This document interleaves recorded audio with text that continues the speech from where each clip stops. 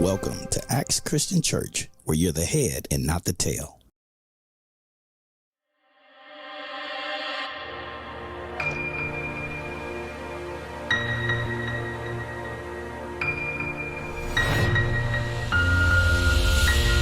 The year of unusual favor.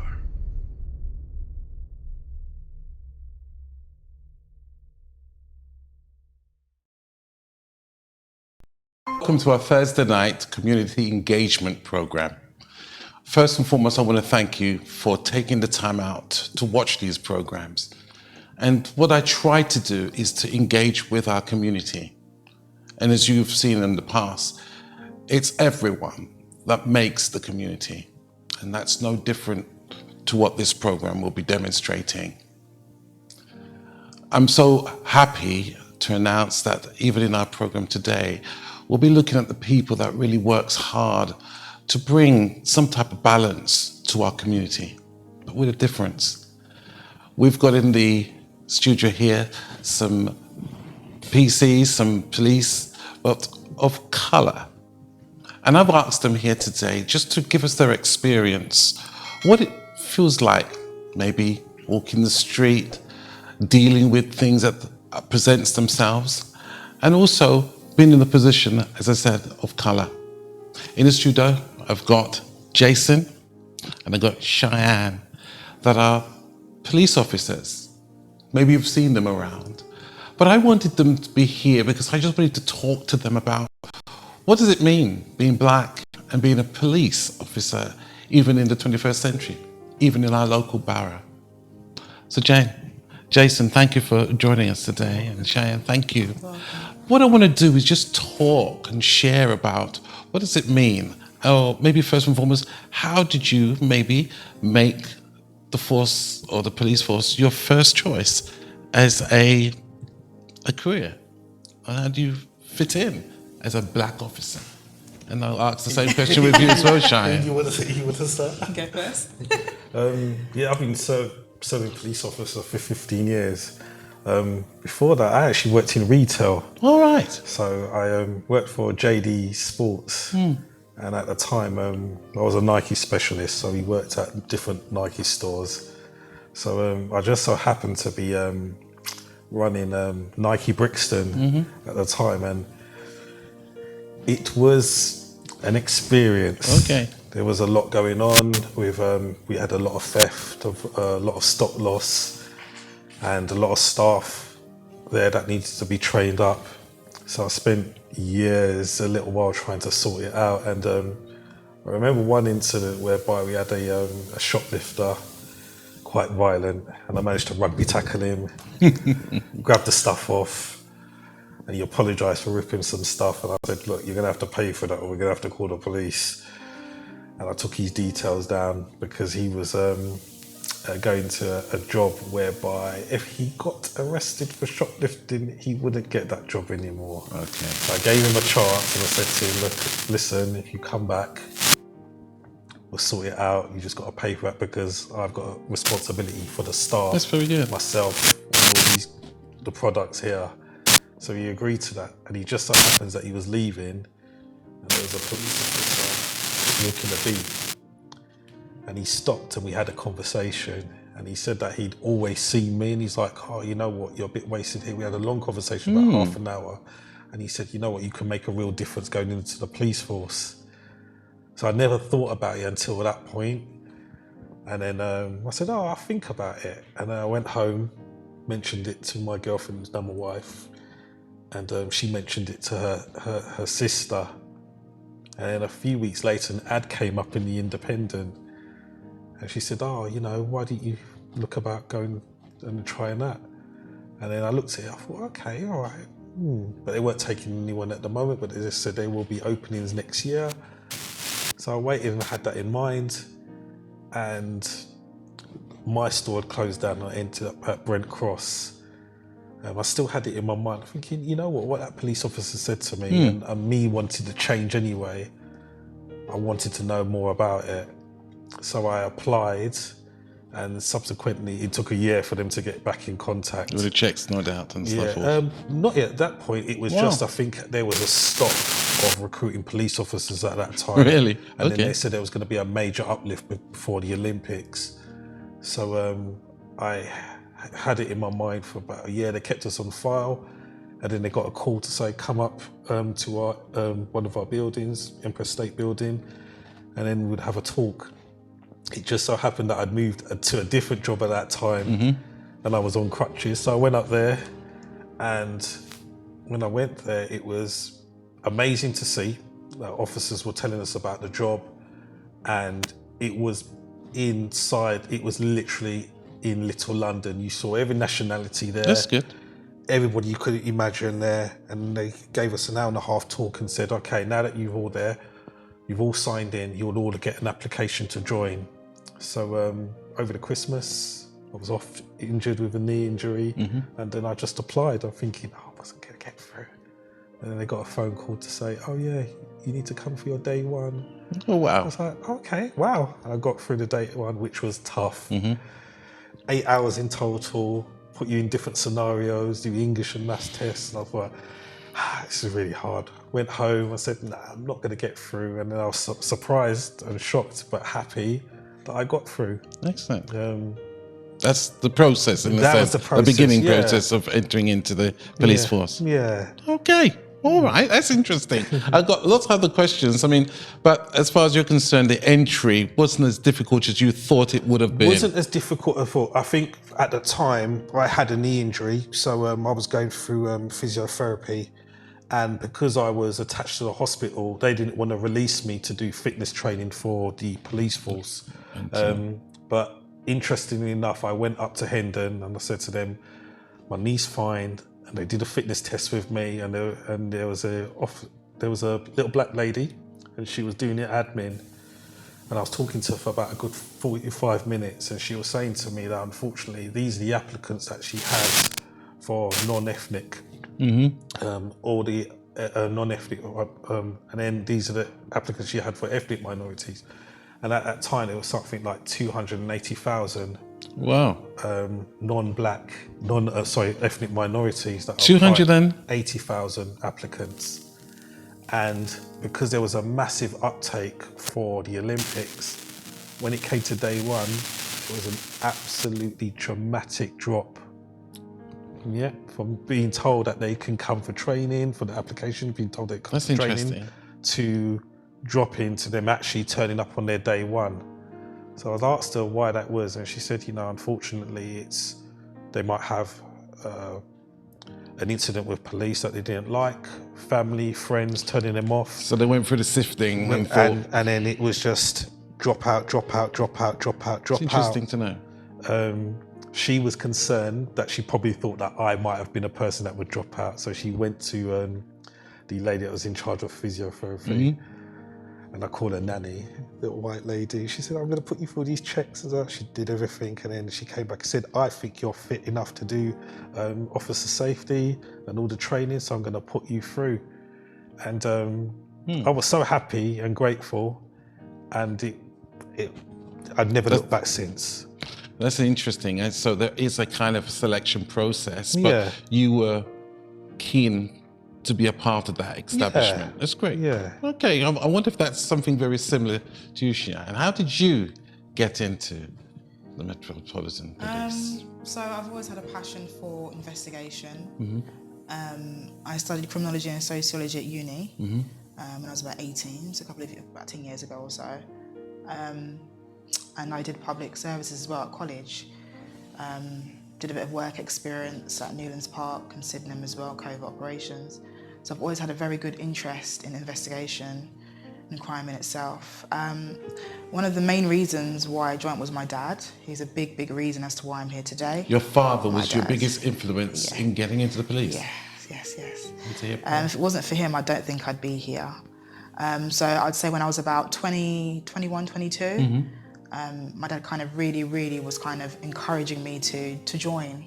Your dad encouraging you to join the police? Yes. He was encouraging me to join. I wasn't really too keen on it because back then I was a bit worried that I wouldn't have a life, be very strict, very rigorous, almost kind of army-like. And I was a bit worried that I wouldn't be able to spend time with my family and my Am friends. I allowed to push you to find why your father was so keen to get you into the police force? I think he, coming from the background that my dad comes from, so my dad's now diaspora, is part of the diaspora. He's Jamaican. Okay. And he grew up in Kingston and kind of, lived in many parishes throughout Jamaica. He had a very, very rough upbringing, and he was left, unfortunately, by his parents.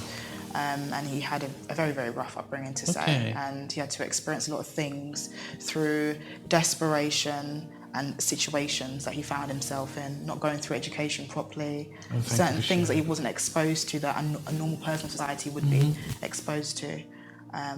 He had to go through life and figure out things the hard way. Thank you, Sharon, for sharing that. I was just intrigued why a black parent would push you in that direction. Thank you for taking the time. Yeah, carry on. So please. I think for him it was more, he didn't want any of his children or his offspring to endure any of the struggles that he went through. And I think having his firstborn in such a high-ranking position, i.e. working for the Met as a black female, for him that's something proud, something to speak about. That's lovely. And something to cherish. So that's my reasonings as to why Dad kind of pushed me to be here. Another reason as to why I joined as well was, again, to bridge the gap between the ethnic minority and the police. That's good. There is no secret in saying that there are underlying issues that we are facing within the force. However, it's going to take more than one black female, more than one black male to help kind of eliminate those issues and help build those bridges and fix it. However, although it's going to take more than one of us, I'd like to be able to say to my children and my grandchildren, my great-grandchildren, that I was part of that change. It might not happen in my generation, it might not happen in my time, but I'd be proud to know that I was part of the reason and the change. I love that. It's great. Almost two different stories, but today you're in the Met. You're 15 years? 15 years, yeah. I've only got about 2.5 years. Wow. Yeah. All right, let's open it up a bit more. Are you enjoying it? Are you finding it hard to fit in there? Are you the token officers? Or do you, I'm going to pull it out, are you the token officers, or are you, I'm coming home every night knowing I've made a contribution and people are looking at me and thinking, wow, it's good to see. What is the reaction? It's mixed. Yeah. I feel proud and I'm hit that I can make a change, even if it's a minute thing. I look at it like, it's like you have a stream and you throw a little stone and it just ripples. We have good days, being totally frank. There are good days, there are bad days for the job itself. But being a black officer and seeing my black colleagues, we go through quite a bit to get here. I often talk to my mum about it, and just like Sharon was saying about her parents, both parents were all from Jamaica, and my mum was 40 years nursing. And I think the saddest point about doing the job that we do now is that when my mum and all my aunties, because a lot of Jamaicans, when they came over, it was buses, it was underground, it was nursing, and the racial abuse that my mum was getting 40 years ago, me as an officer, I'm still getting that now. Interesting that you said that, and thank you for being open. So you still get that level? We still, it still get, I wouldn't sugarcoat it. Officers will get racially abused, they will get spat on. There is still a common thing whereby some people do not like to be dealt with by black officers because they think it's beneath them, and that's the harsh reality of it. I think for me, I've been an officer for 15 years and I've probably been racially abused almost 60 times. In the job? In the job, from white, Asian, travellers, black, from pretty much every race. It can be hard, and I think the way through it is to think that you have to think, why are you here? And ultimately, sometimes it is a sacrifice that you will get racially abused, but sometimes on the other part of that, you have to think that you have joined this job to help people and you could save someone's life. But this is what I was coming from, Shaya. Do you believe that are you making a statement by being black and being in the police force? Is there a statement you're making? I believe so. There isn't enough. There are more than there were before, but there isn't enough representation. And every time I'm in my uniform and I'm patrolling the streets or I'm in a car and I see another black female, little black female in primary school or secondary school, and they see me, immediately that brings joy to me, because they are recognizing that the police force is not just for one group of individuals. It's for females, it's for black females, it's for men, it's for black men, it's for people from all walks of life. So, yeah. Now I'm getting warmed up. What message, I don't know who, are you conveying for the future by another black girl seeing you a black man? What is the message that you're telling the community about why you are a part of this establishment? Some people might say it's an establishment that is very constitutional, racialist, but what message are you conveying to that young little black girl, that young black man, about you being in this position as police officers in our community? Worthiness and trust. Worthiness and trust. A young black female is worthy of being a police officer, should she wish to go down that route. This role isn't for any one specific. Like I said before, it's for any individual from all walks of life. And I would hate to think that, when I was growing up and I was young, going through primary school and even in secondary school, it was very rare. I can't say that I saw a black female police officer, if I'm going to be honest with you. Were you looking for them? It's not that I was looking for them, but they weren't seen. So if they were there, I weren't seeing them. And I think having that growing up, although I had a very good upbringing, I think having that growing up would have helped me understand that this role isn't just for a specific type of individual, and that when I grew up, I wouldn't be so scared to join, which is when I was talking to you earlier about being a bit frightened to join when I was in my early 20s. I was a bit unsure about the culture and what to expect and how to conduct myself. I think representation matters and trust matters, and we have to start from somewhere. So you're giving leverage. Your colour is conveying that we are listening to you as well. We hear your struggles. We know that there are issues out there because we see it. But we're trying to say here, we're just kind of building that bridge. That's what you're... It's about, I think one of the main issues is that when they see black officers, a lot of people think sell out, or you're part of their system and not theirs. Me as a person, being a police officer, I haven't needed to change. My identity doesn't change, because what you see in uniform, when I take off my uniform at the end of the shift and put my tracksuit on, I am still that black man. That when I go pick up my plantain and my yam and that sort of thing there, I am still that black man. And the job doesn't change you. If you come from a background, I always say, and my mum laughs, how strict an upbringing my mum and dad were with me. Heritage, I understand that. Strict, so even coming into the police force, and they lined us up and looking at her shoes, I was laughing because I was just like, my dad used to do this to me. My dad used to do this to me when I was 7. And so those sort of principles of what their expectations are my expectations being raised in a Jamaican household were up there already. So it was easy for me. So in terms of being changed as a person, I remember going onto my team and I kept on calling them, hello, Sergeant, yes, Sergeant. And they were just like, no, stop, Sergeant's fine. But I had to explain to them the upbringing I had. It was, yes, Mum, yes, Dad. Everybody in the words are auntie. Everyone's in the words are uncle. I get that.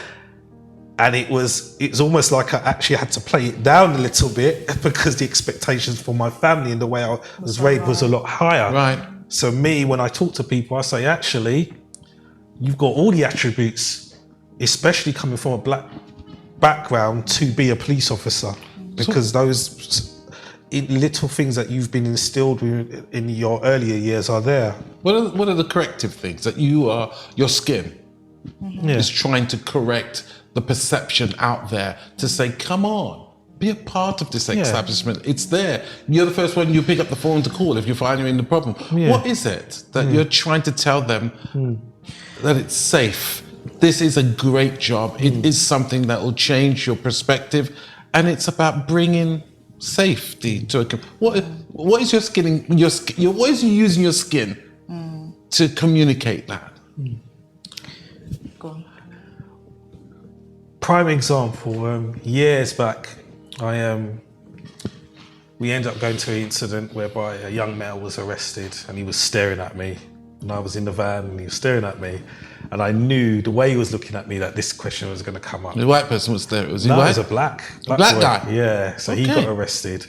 It was for burglary. So he's staring at me, and then he started the whole, you're an Uncle Tom, you're this, you're that. And I was like, okay, all right. And I thought, I'm going to be quiet.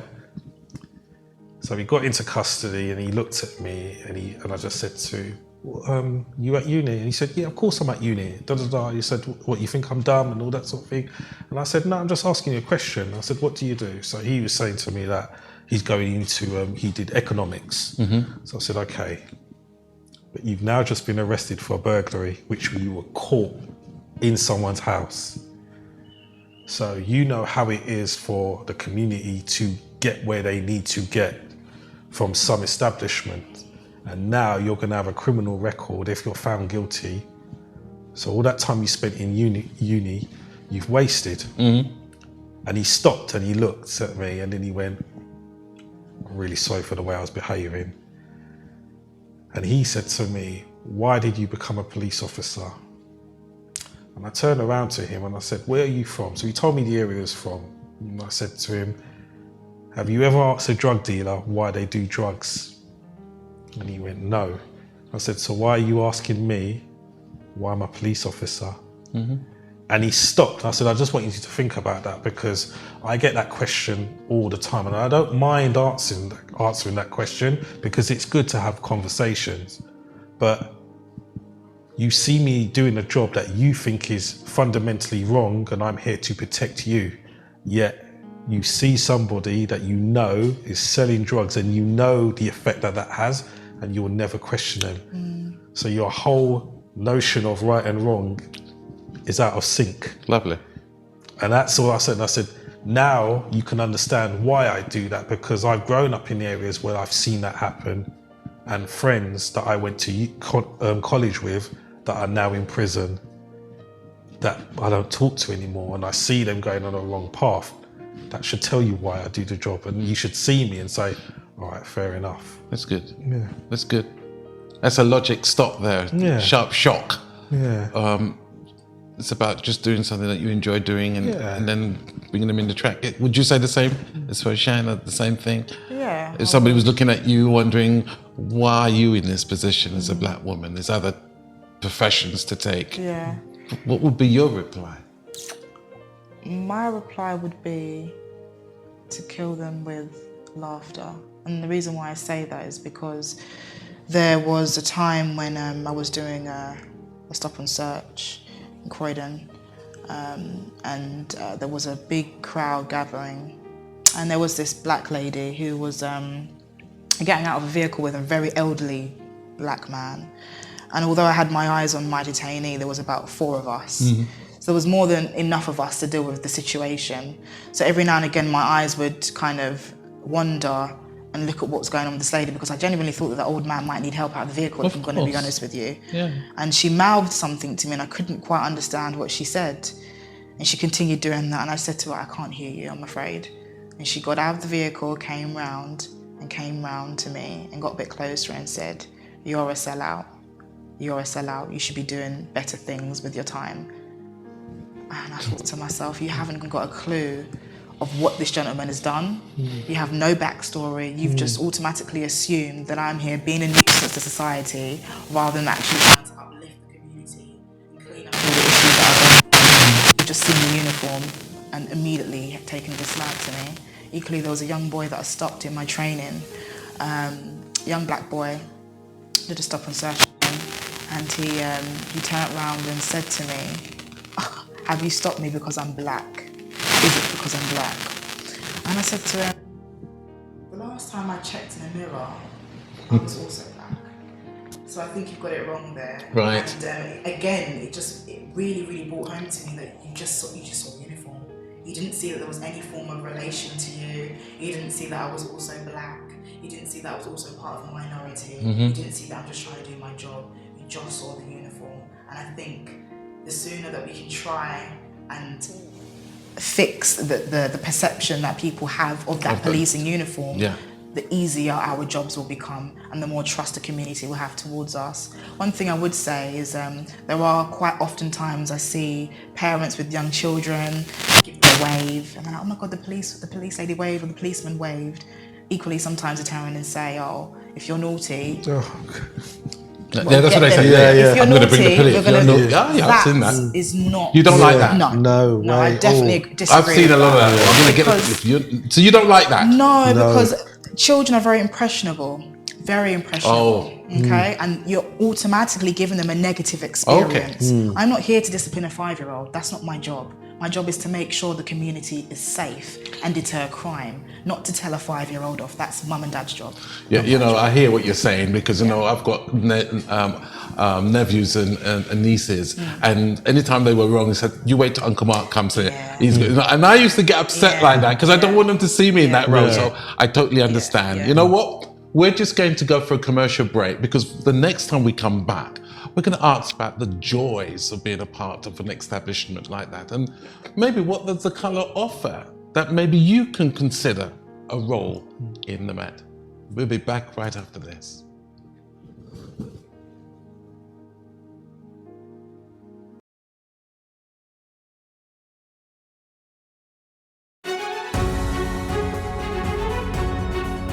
This is the notices for Acts Christian Church for this week.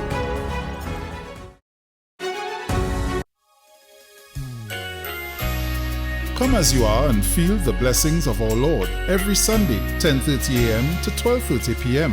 at Acts Christian Church, where we provide family worship and an uplifting sermon. Acts Christian Church services are at Falsham Hall, 2 Falsham Road, Thornton Heath, CR7 8LQ. You can also find us on all socials on Acts Christian Church. We look forward to seeing you this Sunday.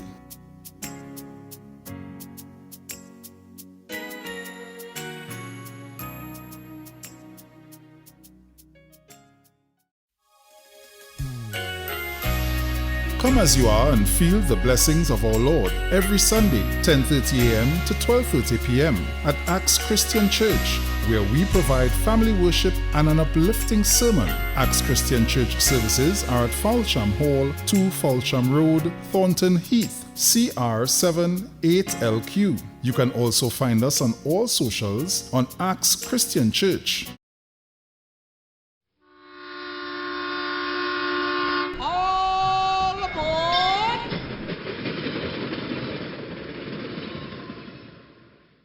Why not join the Gospel Train on Saturdays 7 till 10 on vibesfm.net.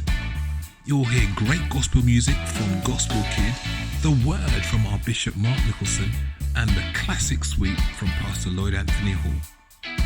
The Gospel Train, Saturdays at 7 till 10 a.m. on vibesfm.net.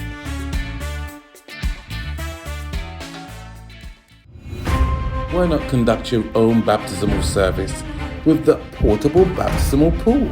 Easy to assemble.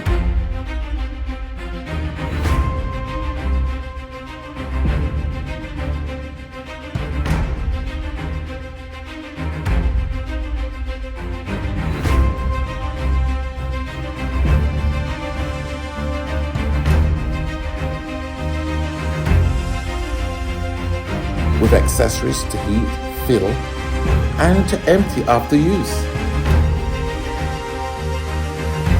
Please call for further information.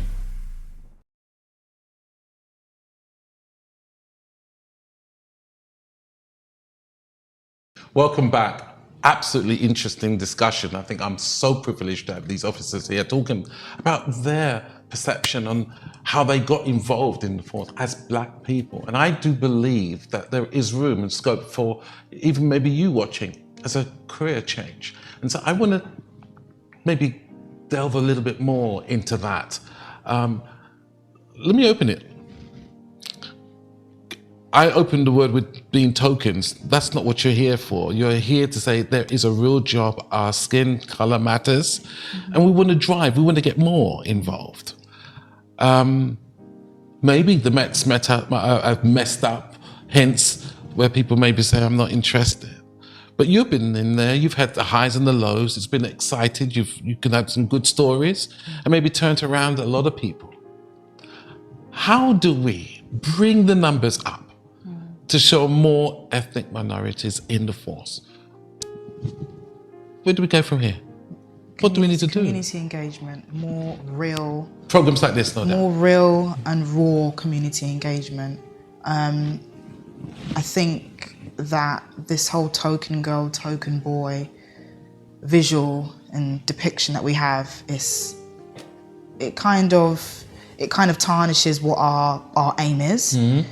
And I think the community engagements we have, they're there and they're great, mm-hmm. but there needs to be levels to it. There needs to be more engagement. And for example, when dealing with whether it's suspects or a victim, I'm not here to make judgment. Mm-hmm. I'm here to do my rest, and that's pretty much it. Right. The rest of it is done after me. Yes. So we're kind of the ground, and then we push it forward. And all too many times have I been to a call, and more recently I dealt with an individual who I had arrested, and he was very upset, very, very upset, swearing, and he wasn't really engaging with my other colleagues very well. But I picked up that he was of Jamaican heritage and background. I picked up on that quite quickly. And I just realised he just wasn't engaged with my colleagues. My colleagues couldn't get him to calm down. There was just no sorting this gentleman out. But the minute that I was able to engage with him on a level where he could understand me... Culturally, it changed completely. And I feel like there is room and there is scope. And, correct me if you believe that I'm wrong, but I think the language of patois should be, or patois, however you prefer to pronounce it. Patois.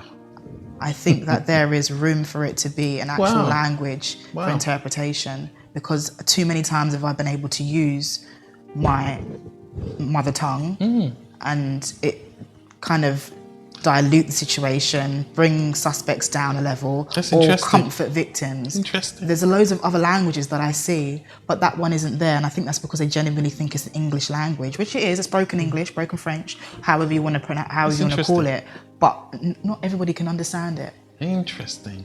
So yeah, I like that. Yeah. So if he's kicking off or she's kicking off, and you slip the language in there, that at least there's going to, you understand what I mean? Yeah, definitely. So that's interesting.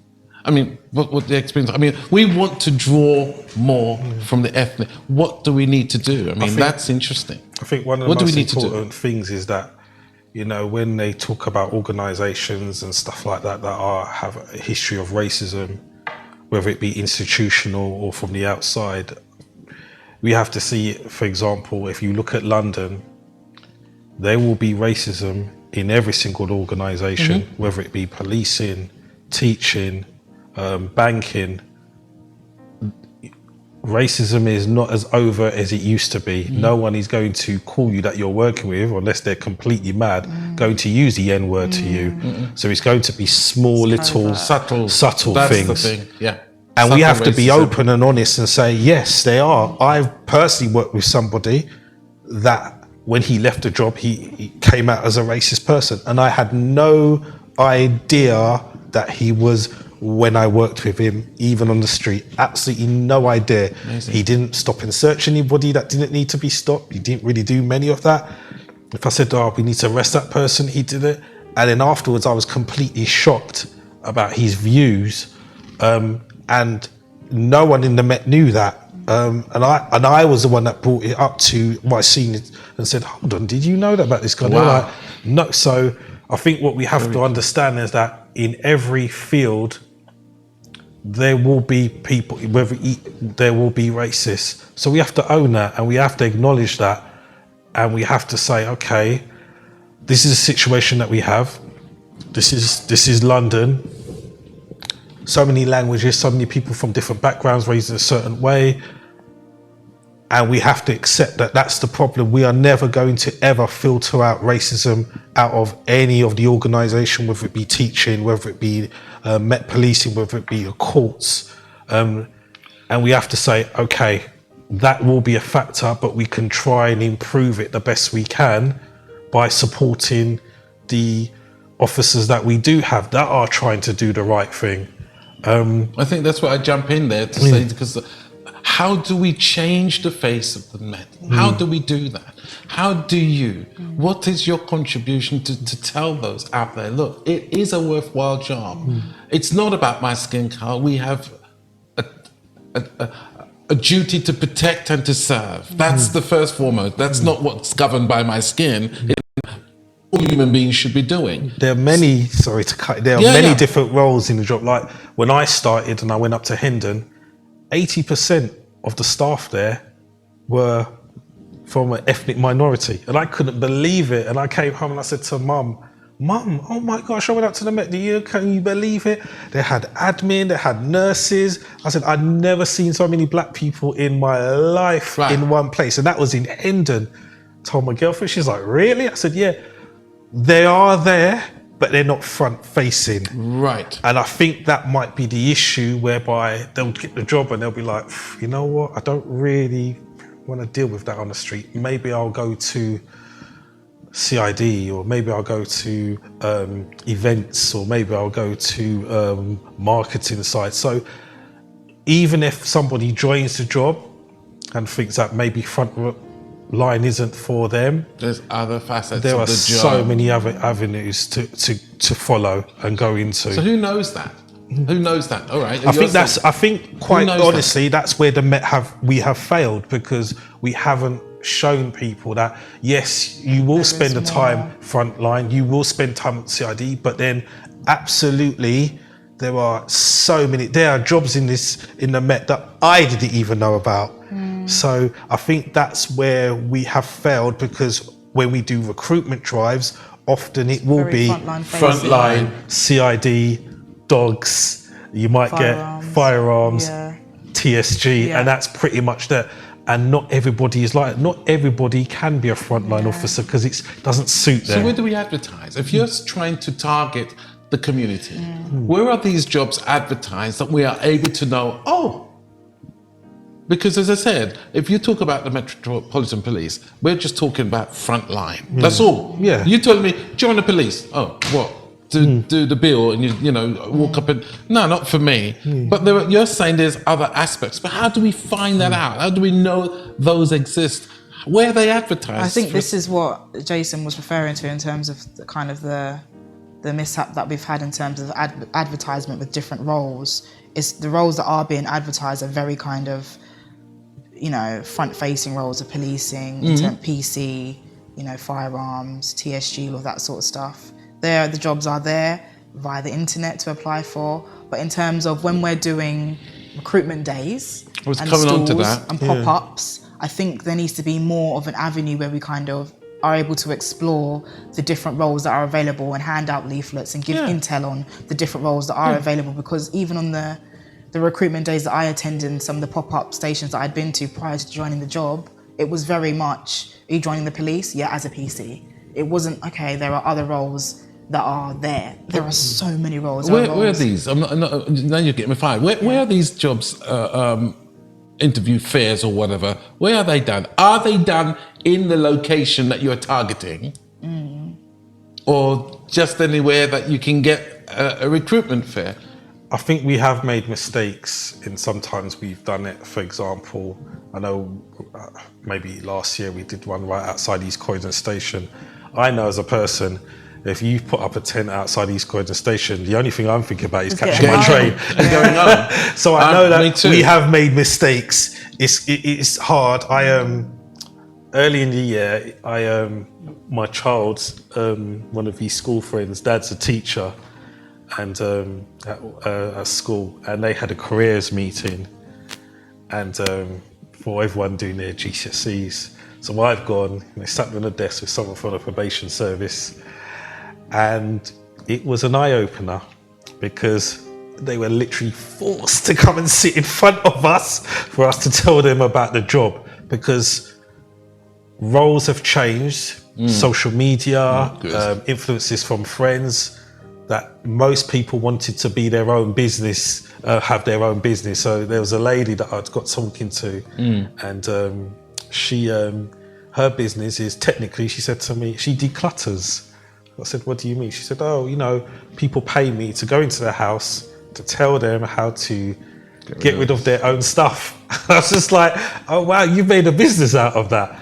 And she had 20 people around her, because a lot of things nowadays that everybody wants to be their own boss. Yes. And I think we have to get at maybe a younger age to say that, you know what, that is great being your own boss. Not everyone can be their own boss. No, different argument. And sometimes there is a market for actually serving your community, helping them, putting bad people behind bars if need be, or going into nursing, NHS and stuff like that. So I think maybe potentially we should do more school visits. We should speak to family members more, because, you know, if you could have one family member, because we always say growing up, bad news spreads a lot quicker than good news. If you have one negative incident with a police officer, that's going to spread everywhere. Rather than you have, it's not cool to go in and say, into a secondary school, as I found, say, yeah, that officer, he was all right, you know. You kind of just want to say, I don't know. So it is hard. Okay, I hear that, and I think what I really want for you is, we talked about the highs, middle ground, the lows, but explain to me, if you could take that camera and to talk about the joys and the opportunities of being a police officer of colour, despite, I suppose, in every situation you'll have different things to deal with.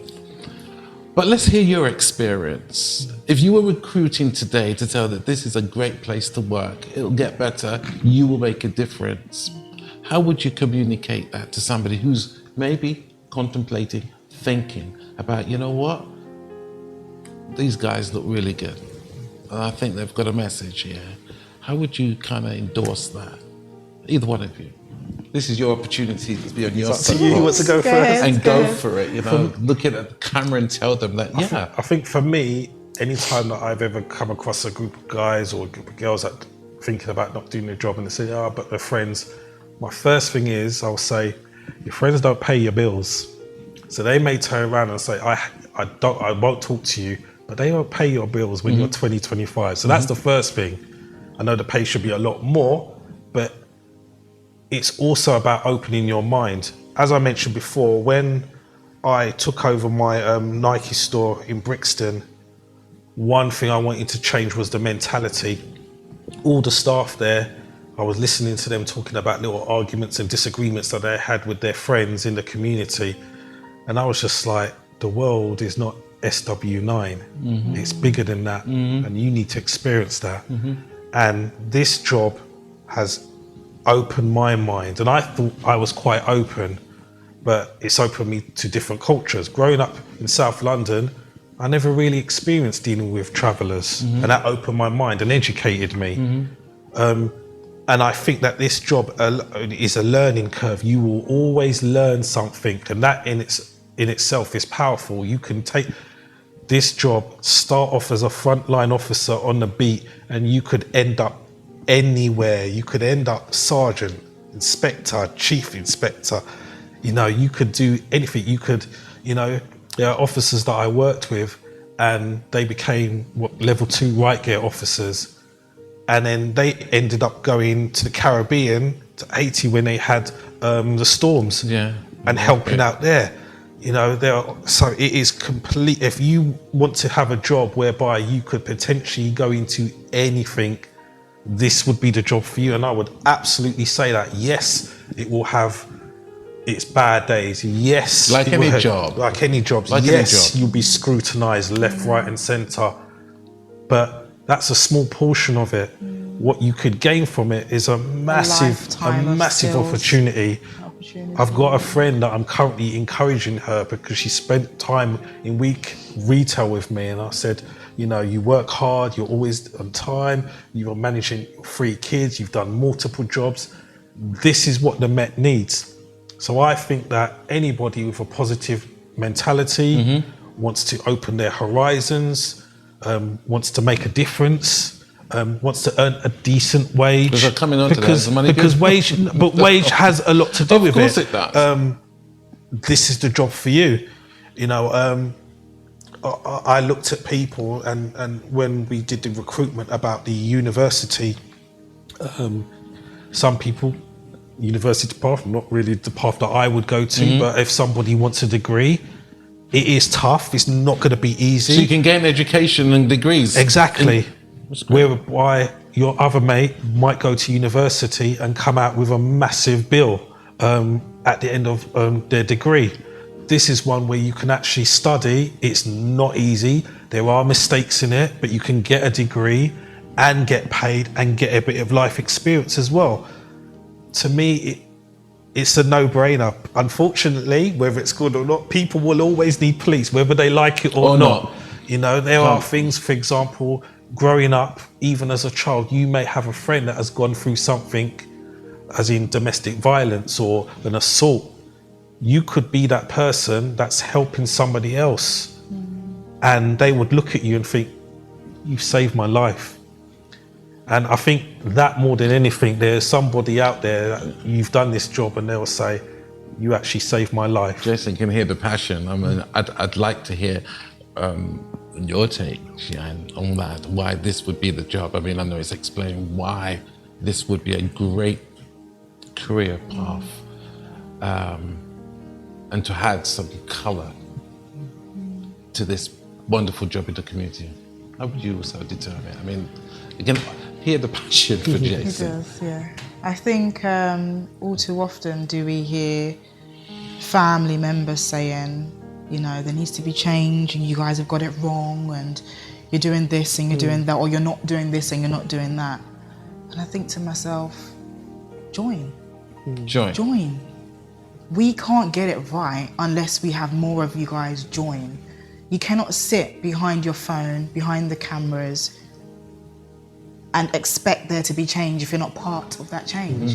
That is why I'm here today, because I sat back, I realised that there were certain things that I didn't agree with, as well as me having a passion for investigation, like I said before. There were certain things I didn't agree with, certain things I wanted to see more of, and I said, I need to be part of that change. That's great. And that's why I'm here. Apply and be part of the change. And it just, I mean, Jason pretty much said everything that I'm thinking anyway, but be brave.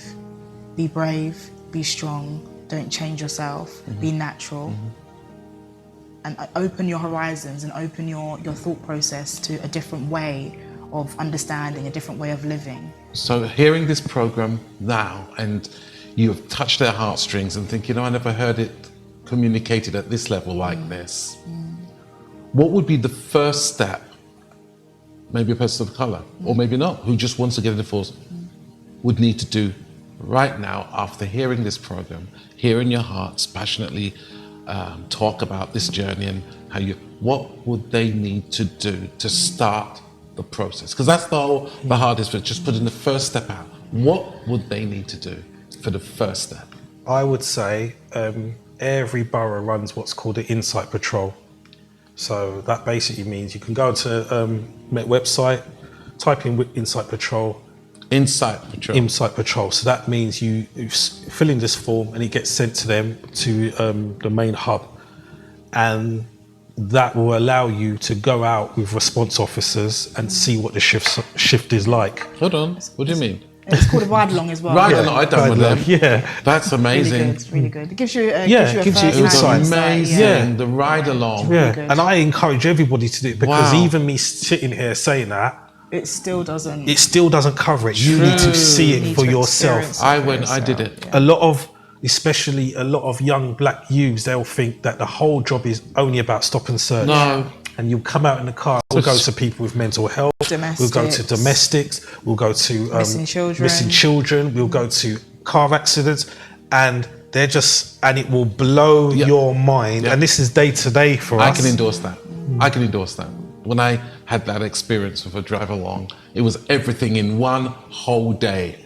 It was everything, even going into cells, and they locked me in there to have the feeling what it felt like, that the custody suite, and just, it was, I can't even explain it. So, okay, that would begin to let them see that there's a wider picture of what policing is really about. Yeah. And if, for example, you know, we would get people from ethnic minorities, I would say to them that the biggest thing, especially what my dad used to say, when my dad came over from Jamaica, I never understood at that age, and he made sure that we went to all the beaches, all over the country, for some reason. And it was growing up, and he used to say to me, "Hey, your country this, you must know your own country."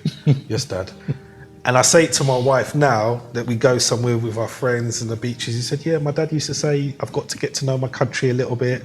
Go to Blackpool, go to here, go Margate, go Cornwall, go Devon, and see what it's like in certain areas." And he was a massive believer of that. And I would say the same thing for any ethnic minorities. Open your horizons. As black people, we are beautiful people. It is not just a case of we have to do the running, football, music.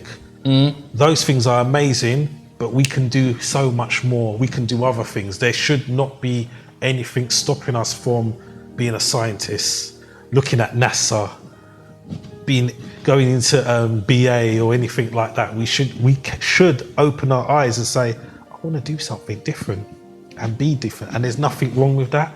And I shouldn't be made to feel that I'm selling out because I'm doing something that is not the norm. Because from what I see, when we're selling drugs, no one criticizes us. But when we're doing something different, that's when the criticism comes out.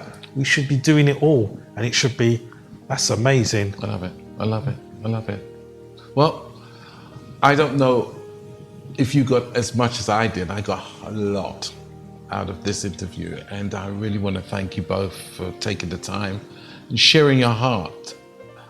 You want to make a difference. I mean, that's just got to be the number one word. I want to make a difference. And from where I'm sitting, you are. In fact, it makes me feel proud as well that I've got black people I know personally in the force, normal people, just different skin color. And at the end of the day, it's just sending out a message to everyone. And I love the whole idea that your father thought this was great. Yeah. I think that's a beautiful foundation. And even what you were doing from JD's, it was all about law enforcement, making sure that things were correct and somebody planting that seed. I hope and I trust that this has touched your heart, that if you're thinking about changing your career and doing something that somebody's going to look at you at the end of the day and say it's worthwhile, that the Met could be something that you could consider. I really thank you so much for sharing. And I just pray from a community standpoint. I know you're under a lot of pressures and everything. We even had the problem that has happened lately, and it's devastating, it's heart-ripping. You're on the front line dealing with that, seeing the traumatic things. I think just to round this off is, how do you deal with trauma? I mean, how do you share that? Seeing something that is not normally anybody would see than paramedics, but you're on the first in the scene to see this sometimes. How do you, and I think we'll round this off because I think it's important.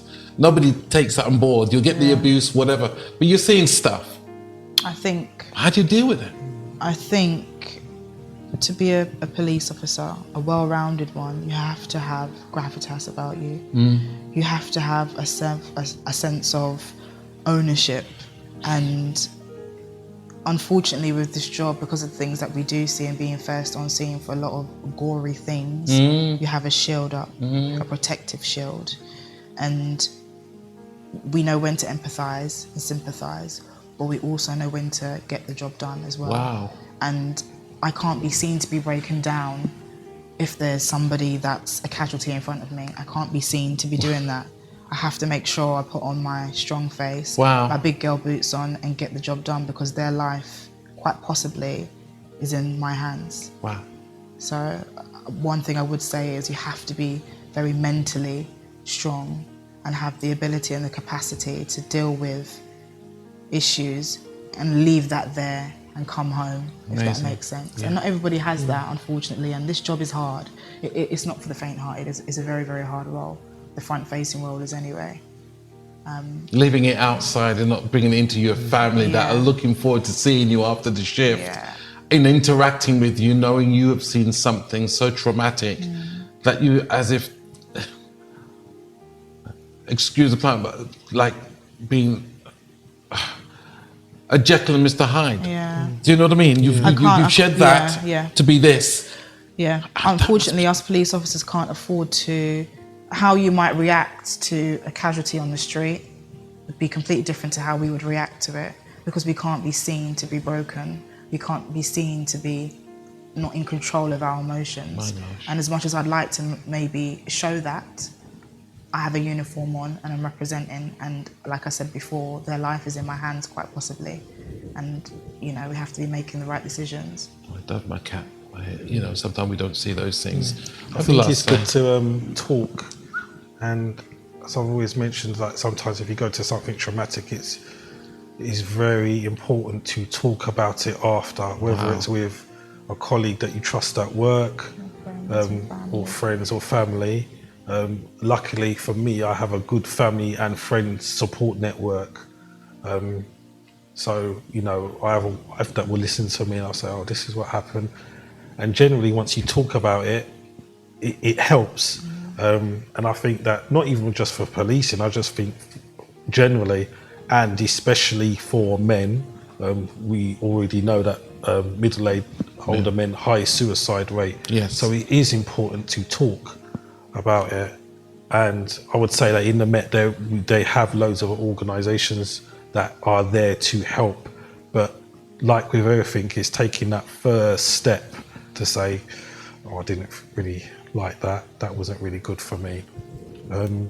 I'm kind of used to going to those, so it doesn't affect me as much. And sometimes people might forget that with police officers, because of the fact that I think statistically we see 450 traumatic incidents per year in our career. That every officer would come up. That's on average. On average, that it would appear that sometimes that we are cold to it, but we actually not, because it's just a fact that it's a coping mechanism, and we have to deal with it to get the best result for the victim, those families, and that individual.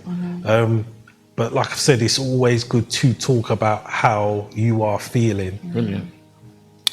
Well, I think we've come to an end here, but it's been just fascinating talking to you. And with my other hat on, as a minister, we are always told that we should always remember those that are in authority.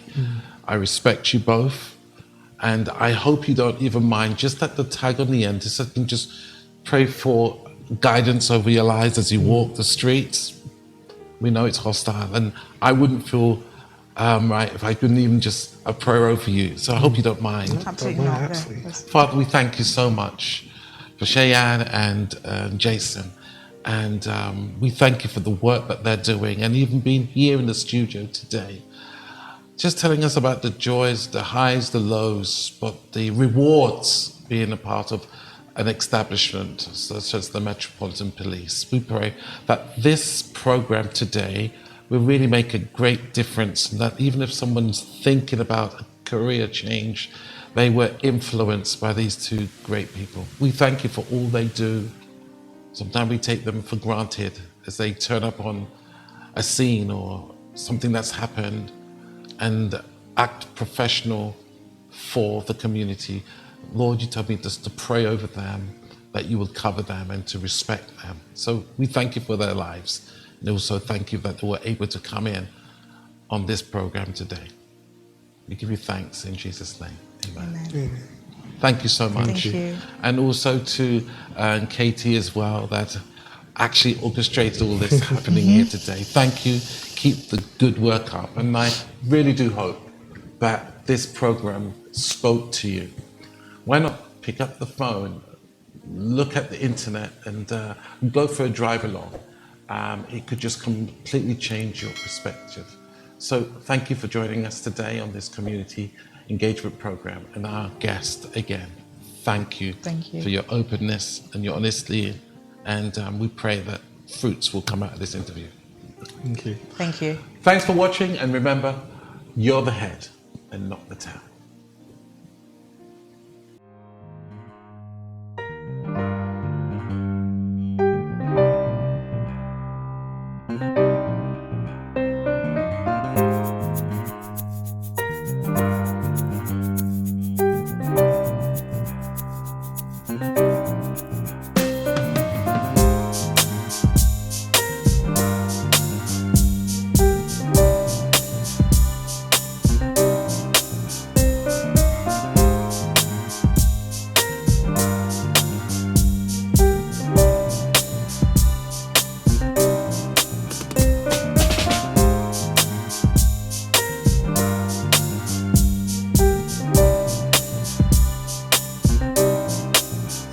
Christian Church, where you're the head and not the tail.